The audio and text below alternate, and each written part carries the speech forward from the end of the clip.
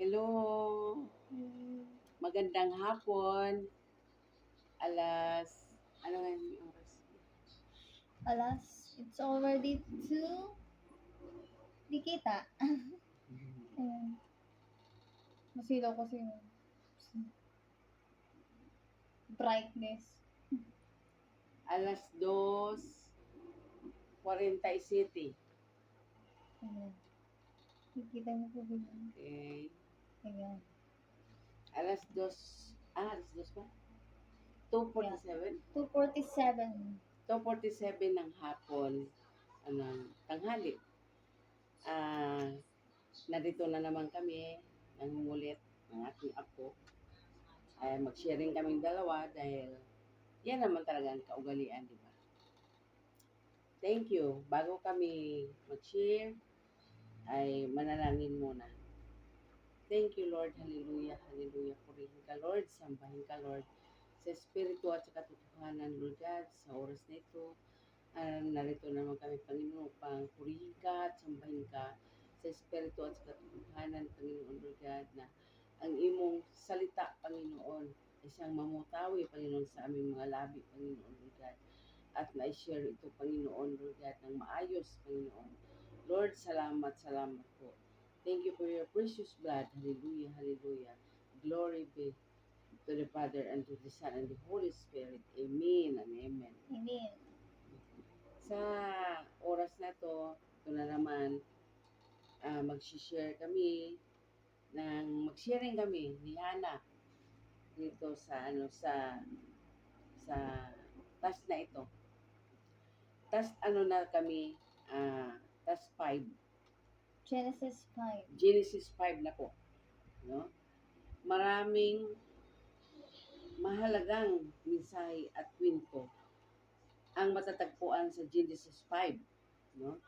Na naglalarawan ng mga unang tao at ang kanilang mga pamaraan sa buhay. Sa simula ng kabanata, nakikita natin ang henerasyon ni Adan kung saan ipinakita ang pagpapatuloy ng sumpa ng kasalanan at kamatayan na nagsimula sa paglabag ng unang tao sa utos ng Diyos. Ngunit sa kabila ng mga kamalian ay nagkakasala ang ng tao ay pinakikita sa Genesis 5 ang pagtitiwala at kabutihan ng Diyos sa pamagitan ng pagpapahayag ng kanyang sumpa sa pamagitan ng henerasyon ni Adan hanggang kay Noah.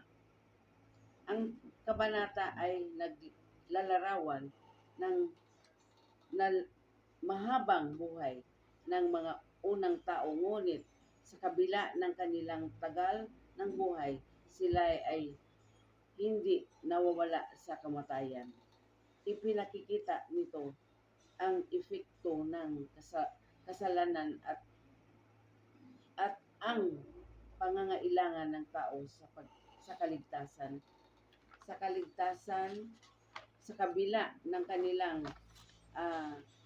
pagkakasala. Nagpapatuloy ang Diyos sa pagbibigay ng pagkakataon para sa pagsisisi at pagbabalik loob.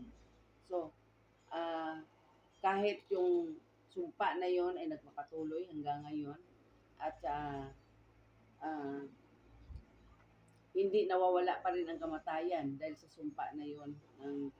Ang unang tao sa mundo ay nagkakamali, no?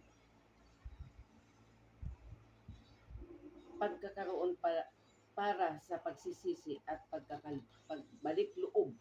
Kailangan pa rin natin ang pagsisisi at magbalik loob sa Panginoon. Sa mga talatang ito, maaari natin makita ang kahalagahan ng sakripisyo ni Jesus at ang kanyang pagtatapos sa krus. Sa Romans 5:12, no? Kung may Bible kayo diyan, buklatin na rin ninyo. Sinasabi dahil dito kung paano sa pamagitan ng isang tao ay pumasok ang kasalanan sa sanlibutan, yan, sanlibutan, at ang kamatayan ay sa pamagitan ng kasalanan, at ang ganitong paraan ay namatay namatay sa lahat ng tao pagkat ang lahat ay nagkasala. Amen, di ba? Halos Amen. lahat ng tao nagkasala, di ba? Mm. Walang hindi nagkasala. Sana. Ang pag-iral na kasalanan mula kay Adan ay nagdulot ng kamatayan. Ngunit sa pamagitan ng sakripisyo ni Jesus, ang biyaya ng Diyos ay nagpapatuloy para sa atin. Ang kabuuhang mensahe ng Biblia ay tungkol sa pagliligtas at pagpapatawad sa pamagitan ng pag-ibig at biyaya ng Diyos.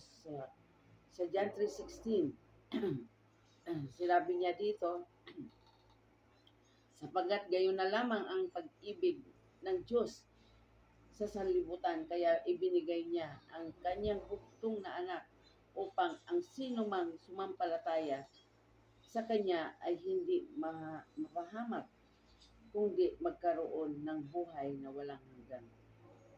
Ang pag-iiral ng kasalanan at kamatayan ay nabigo ng pagmamahal ng Diyos at ang kanyang lihim ng plano sa kaligtasan para sa lahat ng tao. Kaugnay ng mga mensaheng ito, dapat tayong mag-ingat sa tunay na salita ng Diyos, at ang aklat ng Enoch ay isang halimbawa ng isang pahayag na maaring magdulot ng kabutihan at hindi tumutugma sa mga aral ng Biblia.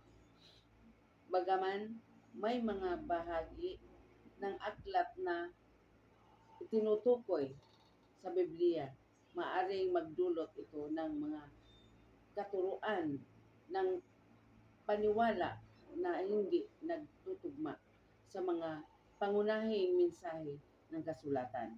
So, mayroon palang minsan na, lalo na itong sa aklat ng Enoch, nagkakaiba yung ng translation. Maaaring nagdulot ito ng mga katuruan at paniniwala na hindi matutugma sa pangunahing mensahe ng kasulatan. Kaya dapat tayong maging mapanuri sa pag-aral ng salita ng Diyos at maging maingat sa pagtanggap ng anumang mga paniwala o doktrina o maaaring hindi tumpak. Mahalaga na manatili tayong tapat sa mga aral ni Jesus at sa biyaya ng Diyos na ipinakita sa pamagitan ng kanyang pagpapahayag at sa kabuuan ng kasulatan sa pamagitan ng banal na Espiritu. Patuloy tayong gabayan at patnubayan patungo sa katotohanan sa kaligtasan ng inaalok ng Diyos sa atin sa pamamagitan ng kanyang buktong na anak ni Jesucristo. So, ang lahat ng ito pala, itong mga binabasa natin, ay para talaga ito sa kaligtasan ng tao. Yan ang ibig sabihin. Maraming mahalaga at mensahe ang matatagpuan sa Genesis 5 na naglalarawan ng mga unang tao at ang kanilang mga pamaraan sa buhay sa simula ng kabanata. Nakikita natin ang henerasyon ni Adan kung saan ipinakita ang pagpapatuloy ng sumpa sa kasalanan at kamatayan na nagmula sa pag, paglabag sa unang tao sa Diyos ng unang tao ng Diyos.